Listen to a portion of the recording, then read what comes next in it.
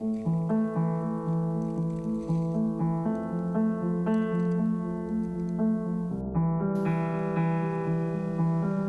was tall and skinny at that time. I mean, he hadn't grown into the big, good-looking guy that he is now. I mean, he had big ears, you know, and had a hat on, and very quiet. He was one of those guys that was quiet but dangerous, you know.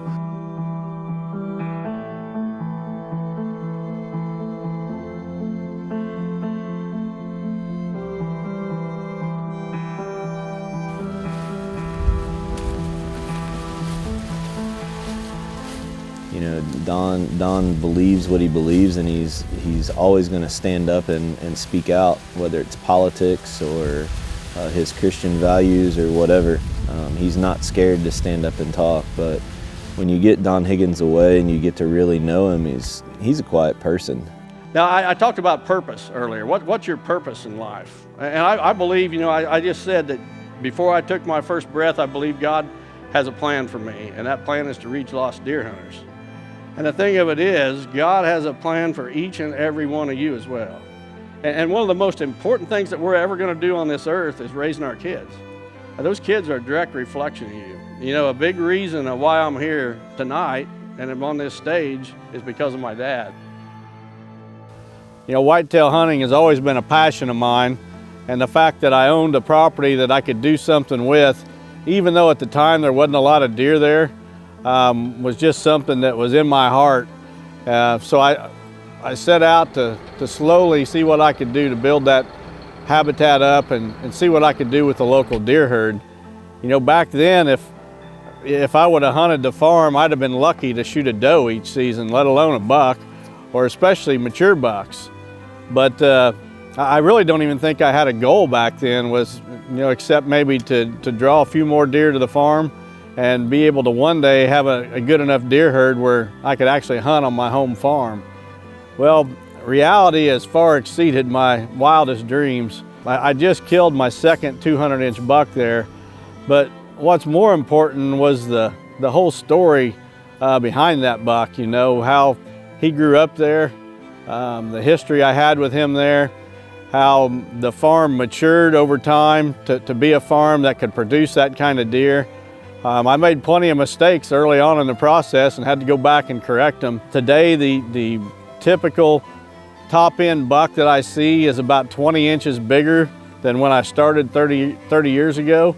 And the fact that in the last 4 years I've been able to kill 2 bucks over 200 inches is kind of a testimony in itself to how far this farm has come.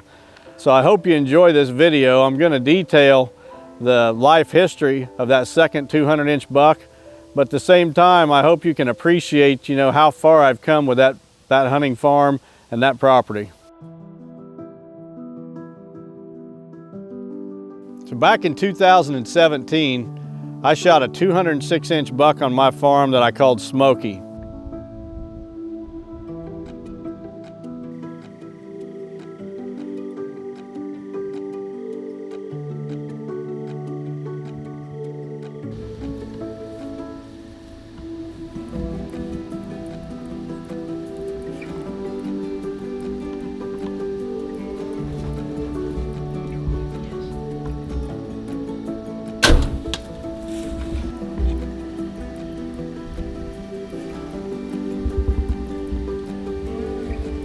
That same season, there was 2 yearling bucks on my farm that both had nice 10-point racks.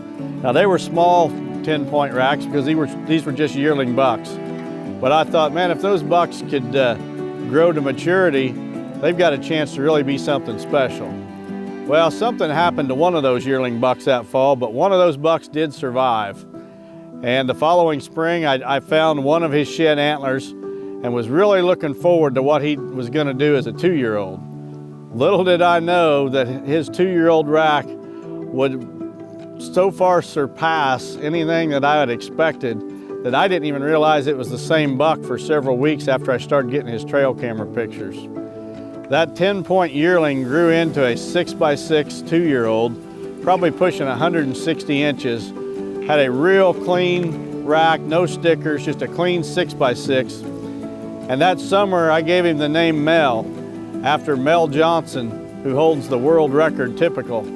My thinking was that if this buck has a clean 6x6 rack at 2 years old, scoring close to 160 inches, he had a chance to challenge Mel Johnson's world record.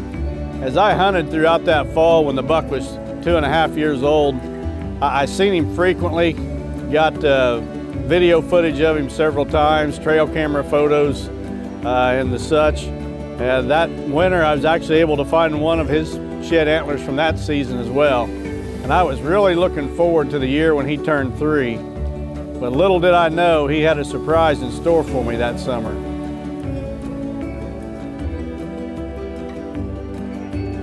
That summer that he grew his 3rd rack, he threw all kinds of non-typical points on that rack that had been just a clean 6x6 the year before. And I was able to get some video footage of that buck that summer in velvet. He was hanging out in a bachelor group with another big 6.5-year-old buck that I ended up killing that fall. But as I watched Mel that fall, I got plenty of video footage again. Actually passed him the very first hunt of the 2019 season, and I knew he scored over 200 inches, but man, I just couldn't shoot a buck that I knew was 3 years old. I thought, man, if he's over 200 inches at 3, how much bigger could he get at 4? The man that passes a 200-inch deer.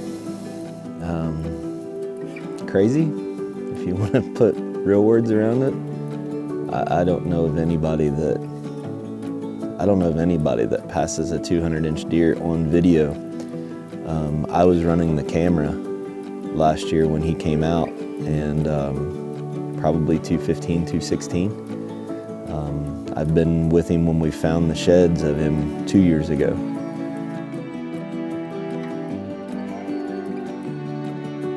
How many of them are out there like that? How many guys do you know that'll do that? You could put them on one hand and it wouldn't take all the fingers off. And maybe that might be the only one.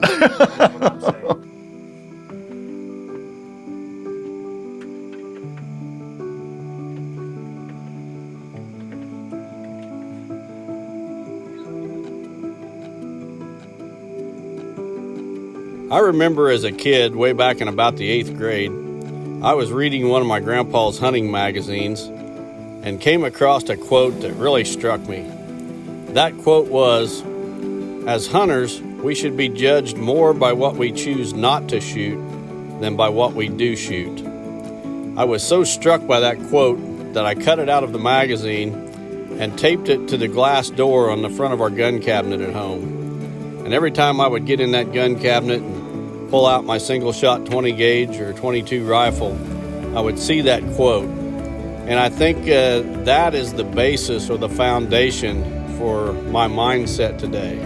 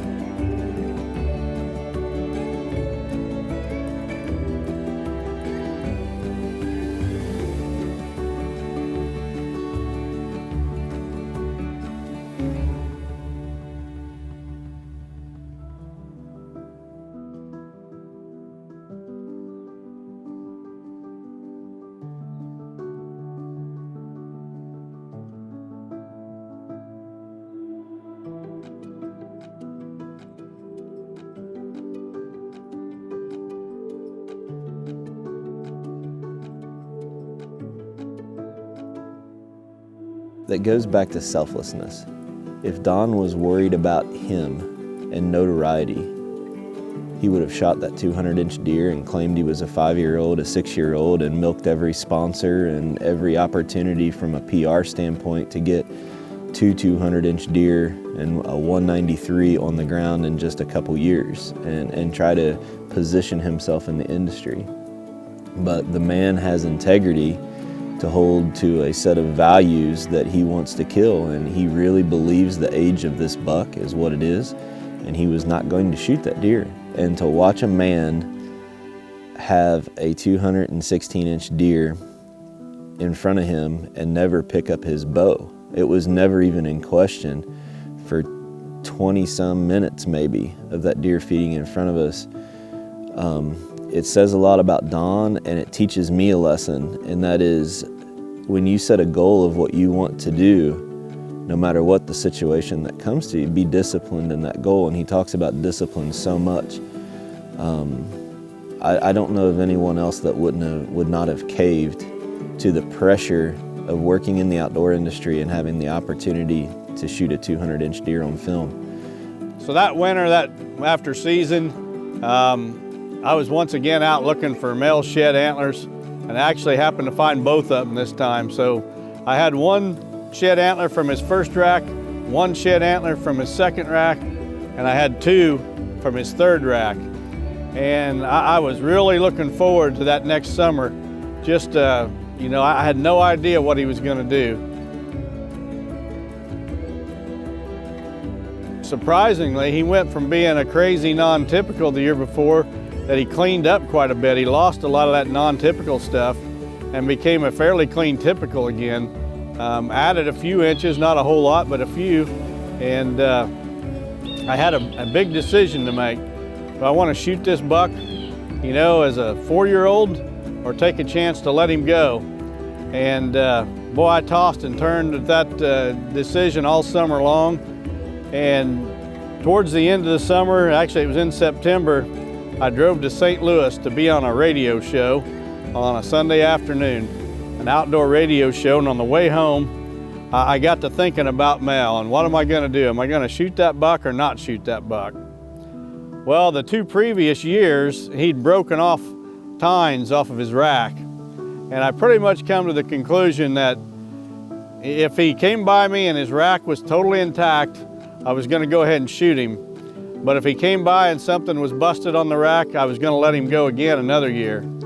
I just, on the way home from that radio show, I'd been tossing and turning with this question all summer long. But I prayed about it on the way home on the drive home from that radio show, and by the time I pulled in my driveway 2 hours later, I was 100% confident and comfortable with my decision.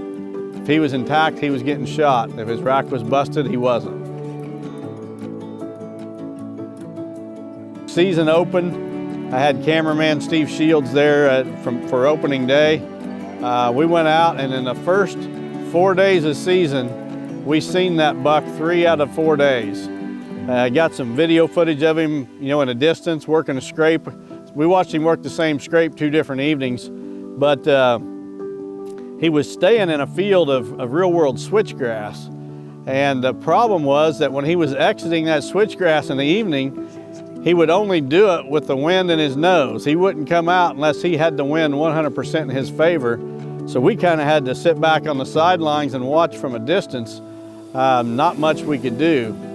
Well, after a few days of hunting, Steve went home. We took a little break, and then Steve came back and we hit it again. And I did something that I typically do not do, and that is I hunted a couple of mornings in mid-October. I usually don't hunt October mornings, but since I had the cameraman there, we wanted to make the most of his time and be as efficient as possible with his time. So we hunted a couple mornings, and lo and behold, we seen him both of those mornings. One morning we might have got a crack at him, except for a coyote came onto the scene. I just can't turn down the opportunity to shoot a coyote. So this coyote comes by, and I stood up and drilled that coyote, and the coyote didn't go but maybe 10 yards, but he flipped and flopped and yipped and howled and created quite the ruckus, and deer were blowing and snorting and running everywhere. And I thought, you know, I've just ruined our chance of seeing Mel this morning. And in fact, I got on my phone, and Steve was in another tree about 20 yards away running the video camera, and I text Steve and I said, I don't think we're going to see Mel this morning. And it wasn't hardly 10 minutes after I texted him that I look up, and there's Mel 100 yards away feeding on oaks or on acorns under this big oak tree. And Steve couldn't see him from where he was at, but I could see him real well. So I got my camera and focused on him, and he quit eating acorns and started working a scrape. And I decided I'd pull out my grunt call and see if I could grunt him over to us. And I tried, and he heard it for sure. Took a couple steps towards us, looked our way, but he wouldn't come. So, you know, we'd had 5 really sightings from a stand in the first two weeks or so of season. And then Mel kind of went underground and didn't see much of him for a while until October 30th. We had a cold front come through. The wind had just blown, you know, ferocious the day before. And the evening before I'd hunted, and I'd only seen a doe and 2 fawns, which was really unusual. I usually see a lot more deer than that, but the deer movement was very minimal that evening. So I hardly ever have 2 bad hunts in a row on my farm. If I have a bad hunt, I know I need to go out the very next day, because you just don't have 2 bad hunts in a row. So the next morning, with that, the wind died down overnight. It turned cold, frosty, and I thought, here we are, the last couple days of October, it's time to hit the mornings. And I go out hunting, and I mean, it's not even daylight yet, and I hear a deer coming through the leaves. And I look down, and it's a doe. She passes right under my stand within 10 yards and passes on by. Then I hear another one coming, and I can hear him raking his antlers on brush and tree branches and such, so I knew it was a buck. And he stopped only about 20 yards from my stand, and he was working his antlers in some pine branches. It was still dark, but I could get my binoculars, and there was enough moonlight I could see, and it was Mel. And I'm thinking, oh great, here he is, here's the buck I want. He's right there 20 yards away, but it's way too dark for video footage or a shot, either one. And I just had to sit there, and he got done working over that pine branch, and he walked back the way he came and into the brush. Well, you know, daylight hit a short time later, and bucks start showing up from everywhere. And I think I seen 6 different bucks that morning, not counting Mel. And they were just wandering around, chasing does, making rubs, chasing each other, sparring, grunting. I think I heard every noise a buck could possibly make that morning. But no Mel. But a couple of times I caught glimpses of Mel in the brush, but he just wouldn't come in. These deer were around me were basically under 3 or 4 giant oak trees where the brush wasn't real thick under those big trees. And Mel kind of skirted that. He kind of stayed out where the brush was thicker, right on the edge. And I had one buck at one point come right under my stand, and I'm filming him right below me. And he hears something coming, and he tenses up and turns, and I heard it too at the same time, and I look up, here comes Mel right at us.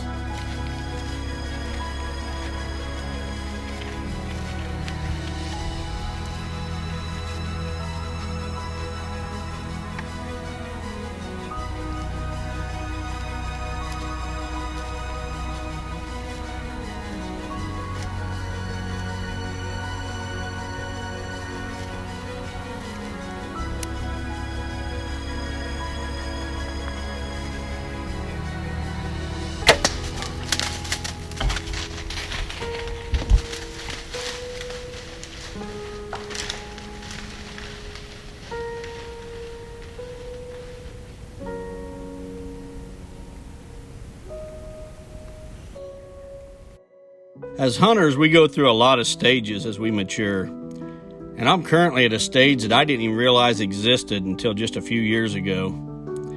Once I kill my target buck, it's very bittersweet. You know, the anticipation of checking trail cameras, hoping to have that buck's picture, it's lost forever. Heading to a tree stand to hunt, hoping to have that buck come by, it's not going to happen. It's gone. It's really hard to explain. You know, for me, if I can just get a buck to come past my tree stand at 20 yards, whether I shoot him or not really doesn't matter. I feel I've won the chess match, and putting an arrow in him, you know, ends the game forever. So as I've gotten older, it's become easier and easier to pass these giant bucks. I want the game to continue. For me, it's all about the chase, not the kill. You know, I didn't want to run over there and grab him. I wanted to share that moment with my grandsons. And they live a couple hours away in Indiana. And I wanted Steve there to be able to film it as well, film the recovery. So the first thing I did was call Steve and tell him to get on the road, get headed my way, because he's 4 or 5 hours away. And then called my grandsons and told them they needed to get on the road pretty quick too. So I went back to the house, and believe it or not, I'm probably the only guy in the history of deer hunting that's ever done this. I just shot a 200-inch buck. I know he's laying over there dead, because when I got down from my stand and stood on the ground, I couldn't see him from the stand, but once I got down on the ground, I could look over there and I could see that white belly. And I knew he didn't go anywhere then. But instead of walking over and looking at him, I walked back to the house, and I was recovering from COVID. Didn't have much energy. In fact, that morning when I climbed into my stand, I got about halfway up and I had to stop and catch my breath because my lungs just weren't there. But you know, I was kind of exhausted from COVID, so I walked back to the house and I left that 200-inch buck laying there, and I went back and got in bed and took a 2-hour nap while I waited for everybody to show up. And I'm probably the only guy, like I said, in the history of the world who's ever shot a 200-inch buck, and before he went and looked at it, went and got in bed and took a 2-hour nap. So you know, I got up from my nap and it wasn't long, and my grandsons were there and they're anxious to go. We're waiting on Steve, and they're running, looking out the window every time a car goes by. I told them to be looking out for a blue truck. And a short time later, you know, they're excited because the blue truck turned in the driveway. That was Steve. So we wait for Steve to get his camera gear ready, and we're ready to go get that deer. Go to the stand site with my grandsons, and I wanted them to find the deer and walk up to it, you know, ahead of me, and put them on the trail. And it wasn't long until one of them found half of my arrow that had busted off as the deer fled, and which was pretty neat because I hadn't seen the arrow until they had found it. And so I had them go just over the hill a little bit where I knew the deer had expired, and it wasn't no time. They looked up and they seen the deer, and it was nothing but celebration from that point forward. But you know, I just can't tell you what a blessing it is to be able to share those kind of moments with friends and family. You know, I had good friend Steve Shields was there running the camera. I had my daughter and son-in-law there, and my 2 grandsons. My good friend and business partner Wes Delks was there. Terry Peer, my co-host on Chasing Giants, he got on a FaceTime call. It's just, you know, it's been overwhelming, the support and the congratulations that I've had from, you know, everyone from good friends and family to total strangers have reached out, and I really appreciate that. You know, it doesn't matter what I kill in the deer woods. I'm no better than you. I'm just another simple country boy, I like to say, chasing his dreams, chasing his whitetail dreams. And, you know, my dreams have far exceeded my expectations for that property and for myself as well. You know, I never dreamed I would be a deer hunter that would kill multiple 200-inch bucks. And I never dreamed that I would have a farm that could produce multiple 200-inch bucks. But, you know, both of those, I can't even really call them dreams because they weren't a dream of mine. They were, I say all the time that God's reality is so much bigger than we can even imagine. God had this reality for me that was even bigger than my dreams. And so, you know, my words of wisdom, if you will, to you is to dream big, because no matter how big you dream, God's reality is bigger than your dream. And this buck and my hunting property are proof that can happen. Pretty special morning.